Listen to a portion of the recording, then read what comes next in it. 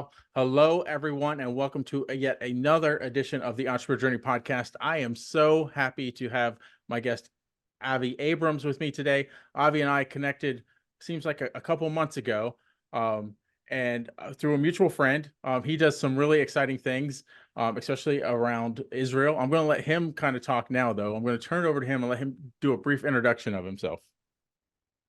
Yeah, hi. Thank you very much, Doug, for the introduction. So my name is Avi Abrams, and I'm a tour guide in Israel. At the moment, due to the situation, I'm actually shifting to virtual tours and online courses that take people across the Holy Land. And yeah, that's the brief summary. Nice. Well, we'll get into that, as well as your story about how that all got started, in just a few minutes. But what I like to do initially is to have some fun and ask some kind of personal, get not too personal questions, of course, but ask some personal questions to kind of, so the audience can get to know you a little bit better. And the first one of those questions is, being someone that does a lot of travel, if you could travel anywhere in the world tomorrow, where would you go and why? Right. So actually, due to the current conflict, we left Israel right back in October. So I'm right now in France at the moment. And so if I had to go anywhere, I'd basically go back to Israel. Nice, nice. Yeah. You're missing home, right? You're missing home. That's it. That's it. I Yeah. do miss. Oh, Yeah. nice, nice. So I know that you speak several languages. So how has your multicultural background, being able to speak English, French, and Hebrew, influenced the way that you approach guiding tours in Israel? So English is my mother tongue, actually. I grew up in Canada, and so I also know French. And being Jewish, I know Hebrew as well. Basically, most of my customers, most of the tourists that come to that come on my tours are Americans, Canadians. So I use English for the most part of my tours. And for reservations and logistics and communicating with Israeli vendors, I'll speak in Hebrew. Oh, Yeah. nice, nice. So I actually have some follow-up questions to that. So the first language you learned was English or was Hebrew? No, my native language is English because Okay. I grew up in Canada in an English neighborhood, so that's my main mother tongue. Um, and Hebrew I learned in school because I went to Jewish day school growing up. So we learned Hebrew, we learned French, and we actually also learned Yiddish. Oh, Uh, wow. yeah. Okay. Is there any language that you don't speak that you'd like to learn to speak? I'd like to learn how to speak Spanish. I really Hmm. like that language. I like the sound of it. And that would open also a whole new customer base in South America, obviously. Yeah. But I really like the language. Yeah, Spanish is Nice, very. nice. I'm not multilingual. I took Spanish in high school, like most people, in the United States, but I did not, and I grew up in Florida, so I know a few Spanish phrases, but I would not in any means say that I speak Spanish in any way. So, I applaud you for being able to speak so many languages. That's really cool. Yeah, yeah, it's nice. It's nice to communicate in different languages for sure. Yeah. So this is a kind of a fun question. What's the most adventurous thing you've ever done while traveling? Well, that's a good question. Actually, if we're talking about adventures, uh, I'd say the most adventurous was not actually in Israel, but in our neighboring country to the east in Jordan. Okay. It's a very famous site over there called Petra, which probably a lot of people know about. And so over there, they have a lot of camel riding, a lot of horseback riding. Mhm. So I kind of took a camel. This was in 2005, so almost 20 years ago. I wasn't so familiar with how to ride a camel at that time, but I gave it a shot. And I went off the typical trail into the wilderness and just thought I would make friends with some Bedouins. Wow. Wow. Nice. And I didn't have any guide with me or anything like that. This was years before I myself was a guide. And so I just started, went into a Bedouin tent and started talking to these people. Now, they didn't know English and I didn't know Arabic at the time. Still don't know Arabic. And so, we just sort of communicated with a few words that we did know. So they're asking me, they said hello, and then they said, American? I said, no, no, Canadian, Canadian. All Wow. right, already off to a good start. Nice. Yeah.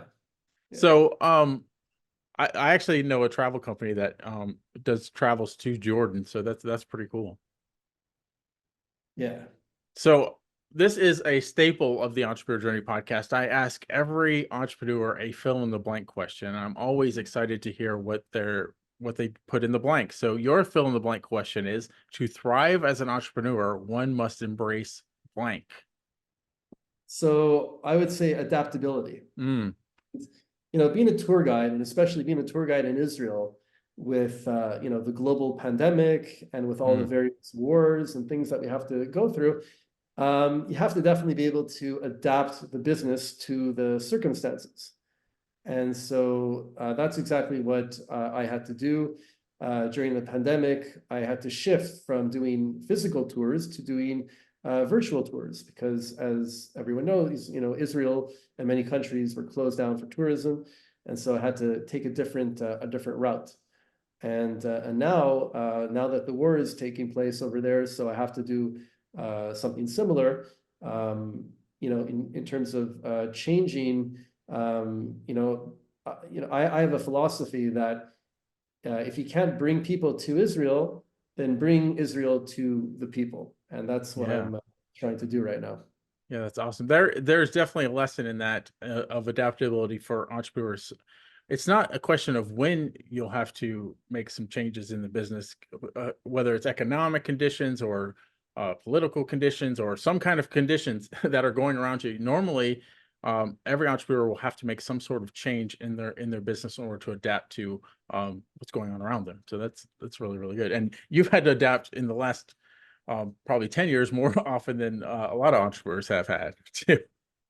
That's right. Yeah, it's been a bit of a roller coaster, but I'm still hanging on. Nice, nice, nice. Now, this is really what I call the heart of the interview. It is where you get a chance to share your story with the audience about kind of where your entrepreneur journey started and kind of lead us up to where you are now. Okay, all right. So I grew up in Canada, and I grew up Jewish. I started because I was always very interested in Israel, and basically the idea of visiting the land of my ancestors, the land where my ancestors lived. That was always something that appealed to me, and I did just that in 2002. I did an organized trip to Israel. Then I did another one in 2003, and another one in 2004, and I just kept visiting, and every time I came there, I felt home in my Mm, in that place. And so I did that again and again, sometimes on organized trips, sometimes on just backpacking through the country for a few weeks or a few months. And then I ended up studying there on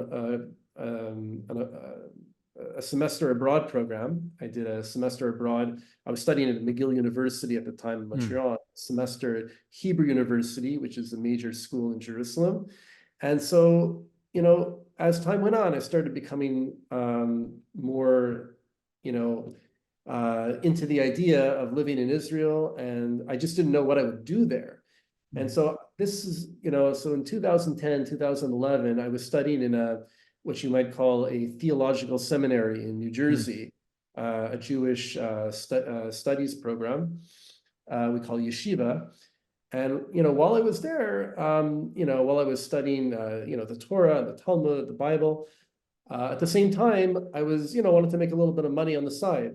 So I had a car at the time, and I would drive people to the airport, do airport runs mm. for the students, going back and forth 45 minutes to Newark Airport. And I did this, sometimes at night, sometimes in the morning.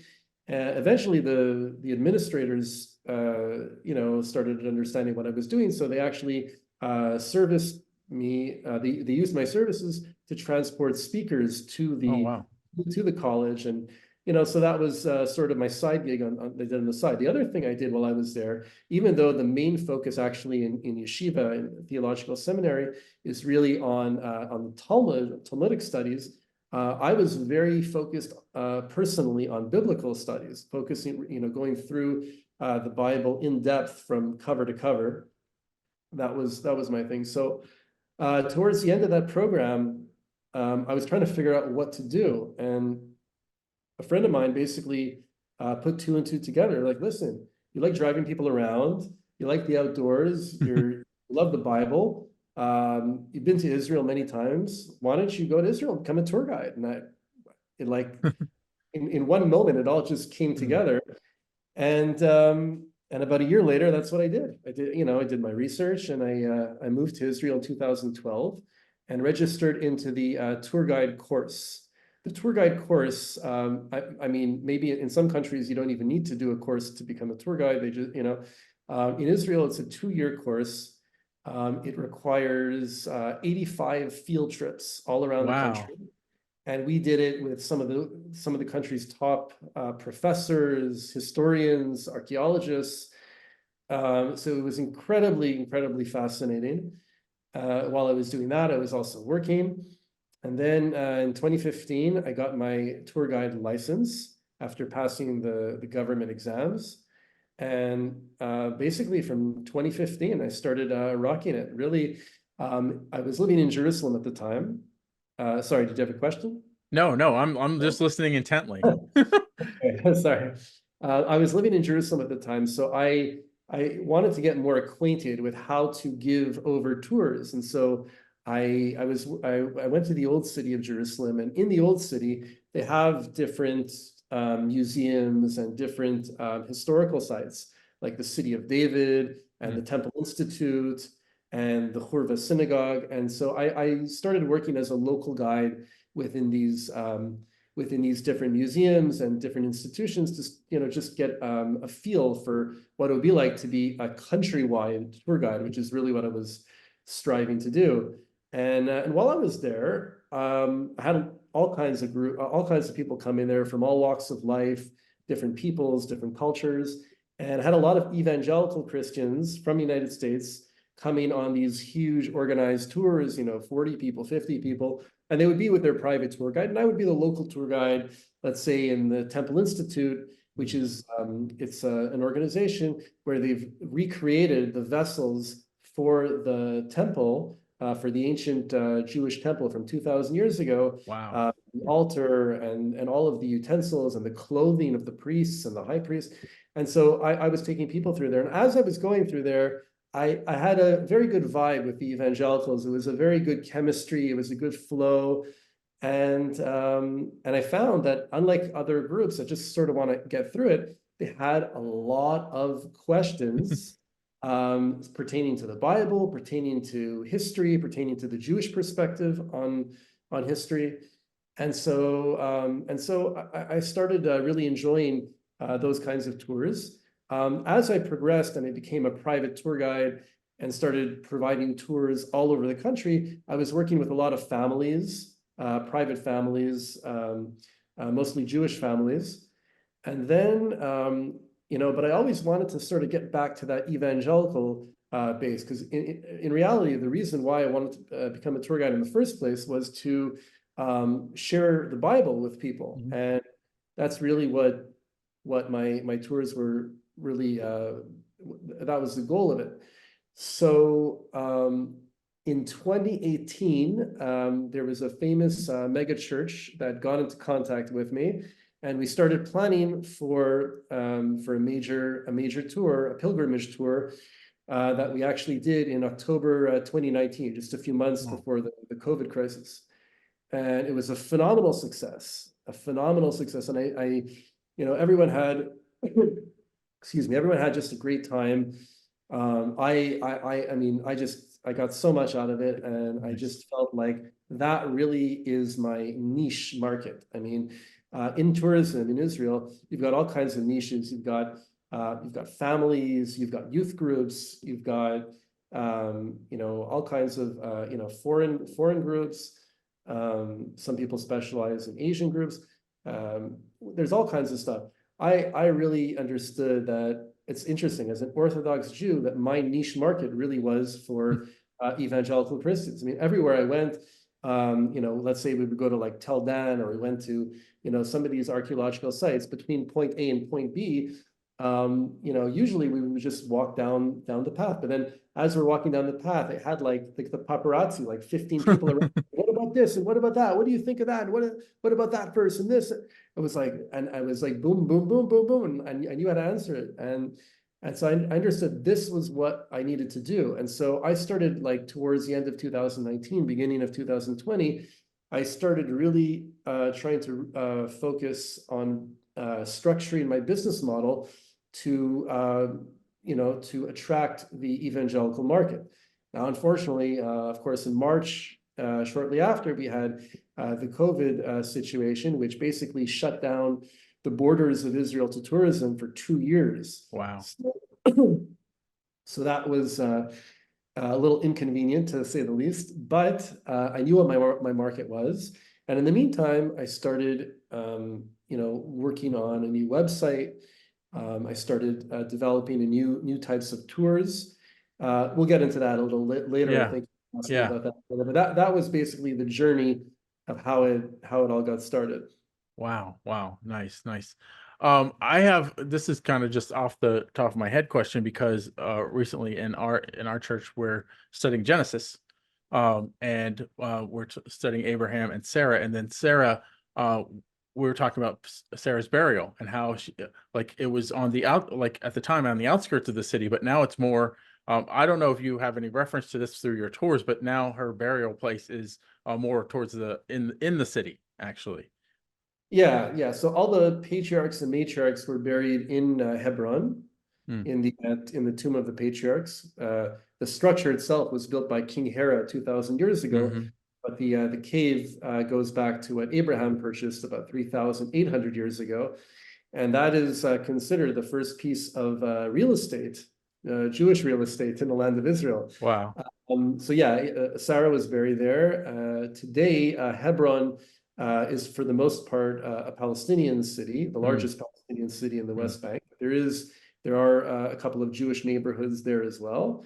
But yeah, the whole area around the cave, which is now a huge monument, is all within the municipal boundaries of modern day Hebron. Yeah. Wow. Wow. There's not many places you can go as far back in the world as you can in Israel. As far as history. So that is really, really cool. So now we're going to get into the section of the interview that is more around your expertise, around the tours. And one thing that we ask every entrepreneur is a secret question. So your secret question, what is the secret to understand the history of Israel? Okay. So the secret to understand the history of Israel is, first of all, to understand that the history of Israel did not start in 1948 AD, okay, with the establishment of the modern state of Israel, but it did start in 1948 AC. That's Hmm. what I call it. AC means after creation. Hmm. And if you go into the Bible and you calculate the years from Adam to Abraham, which is 20 generations, okay, you get to 1,948 years. 1948 is when Abraham is actually born. And so 1948 AC, after the creation of Adam, that is when the story of Israel, the history of Israel really begins. So in a certain sense, 1948, that perspective is when the story begins. And my tours are a little bit different than what most people are doing. I do, of course, regular tours of Israel, classic tours. I do Christian pilgrimage tours, but I also do what I call time travel tours. And this is basically, instead of just touring the country in a geographic sequence, I tour the country in a chronological sequence, Hmm. basically covering ground from Abraham to Tel Aviv in the 21st century over a 12-day period. So we're going through Wow. the time periods of the Bible and post-biblical period. And you're not just touring the sites, but you're touring the sites in the order of the history of Israel. And so that's my kind of claim to fame. Oh, nice, nice. So a few more questions. How do you approach guiding tours to help visitors understand and appreciate the rich history and culture of Israel? So basically, my procedure is like this. When I get contacted by a client, first of all, I want to get to know them. I want to get to know who they are, their interests, how long they're going to be in Israel for. I get a picture of what they're looking for. And then I'll come back to them. I'll suggest an itinerary based on their target dates, based on their interest level, I'll set something up totally customized. And if they like it, we go further. If they want something to be revised, I do the revisions. It's all tailor-made.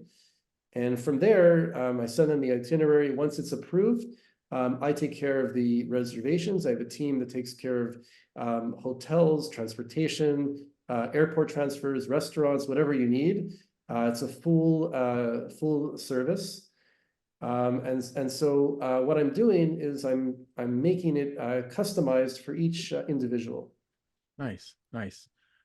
So would you say that's also kind of what sets you apart from other travel companies?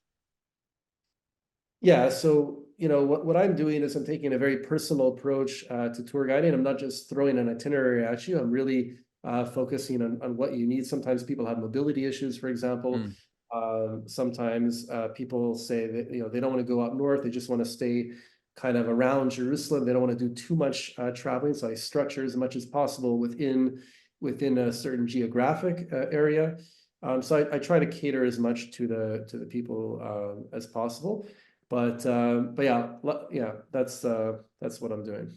I imagine a lot of um, Christian groups may want to, there's particular things that they have in their mind that they have to see while they are there. So I'm sure part of that customization is like, okay, we're going to make sure you go here, here, and here, right? Yeah, of course. Yeah. It also depends on the time frame that we're talking about. Of course, if you've got 3 weeks available, you can see a lot more than if you just Yeah. have a week available. But sometimes people have a bucket list. They say, I got to see Nazareth, I got to see Mhm. Jerusalem, and so we focus on certain areas if there's a time limit. Nice, nice. Can you, another question, can you highlight a lesser known historical or cultural aspect of Israel that you find particularly fascinating or important to share with tourists?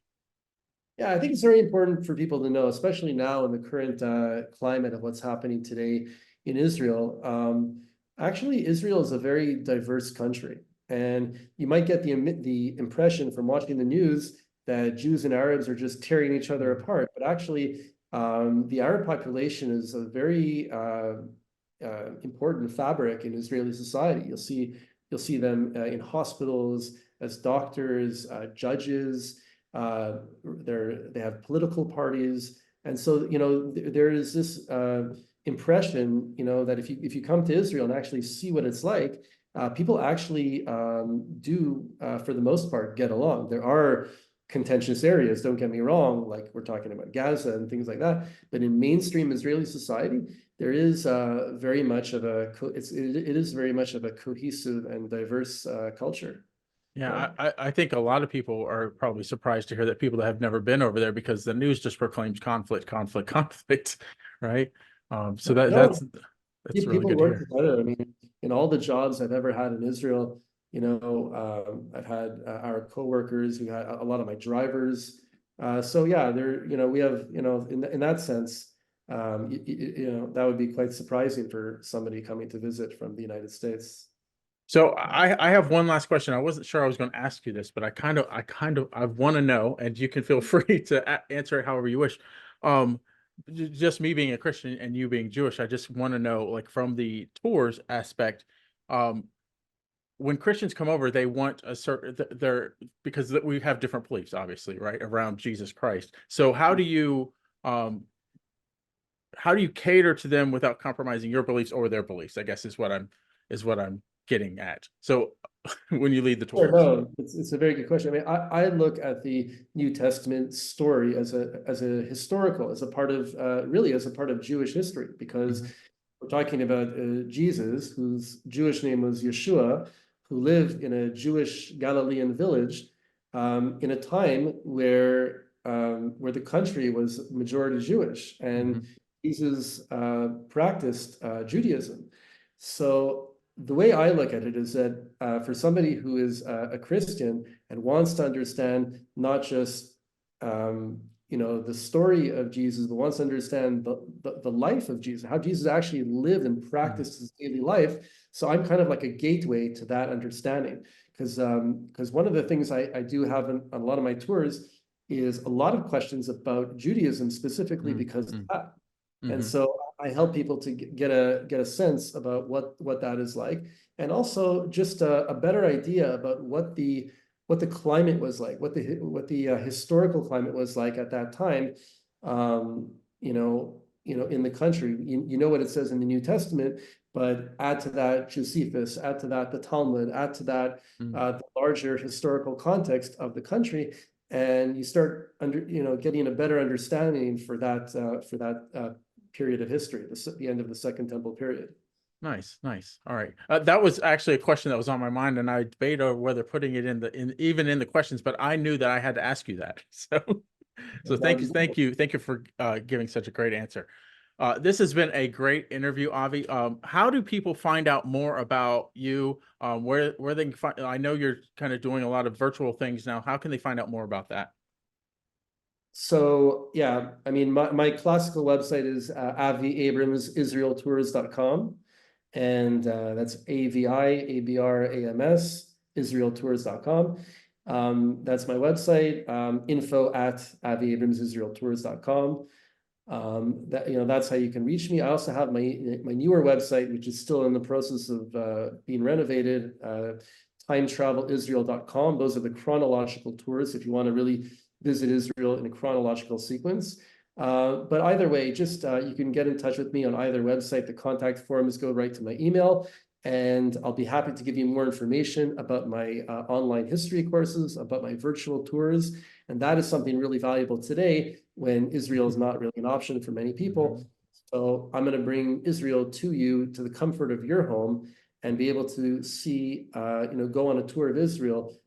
Even if I'm not physically there, what I do is I use videos from the cumulative a decade of being in the country and all the tours. So as I'm explaining the sites, we see the videos in the background, including 360-degree cameras and drones.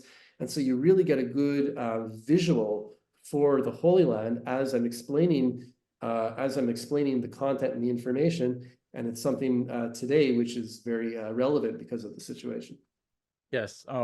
I highly recommend anyone does this because it's not just the conflict. Many people may not just have the means or the ability to go to Israel. So there you should experience it in some way. So reach out to Avi, and I will put the links below, both to his email and to the website, so that you can check those out and get in contact with him too. And I'm sure for the people that do still want to go to Israel, as soon as it is the ability to go back to Israel is available, I'm sure Avi's ready to lead some more real in-person tours there as well. So just let him know that, and he will put you on a list, I bet, for when it is ready to start tours again. So thank you again, Avi. I have one last question that we ask every entrepreneur, and it's just kind of free form. Do you have any parting words of wisdom based on your own entrepreneur journey for the entrepreneurs that are listening? Yeah, so basically, business is something that is always, up and down. There's always new competitors. Just keep at it. Just don't give up. The environment will change, the conditions will change, but as long as you don't change, as long as your will doesn't change, I believe every entrepreneur and ultimately every human has a mission in this world. And if that mission, if you know what that mission is, if you're in touch with your purpose in life, and that purpose is expressed through entrepreneurship, then you just got to stick with it, and eventually the conditions will change, situation will change, but just stick with it, stick with who you are, and ultimately you'll end up where you need to end up. Yeah. I echo those sentiments exactly. And I'm actually going to close with that because this is what I say at the end of every interview. Thank you, Avi, for such a great interview. Thank you, audience, for listening. And until next time, entrepreneurs, keep moving forward. Thank you, Doug, for the opportunity. I appreciate it.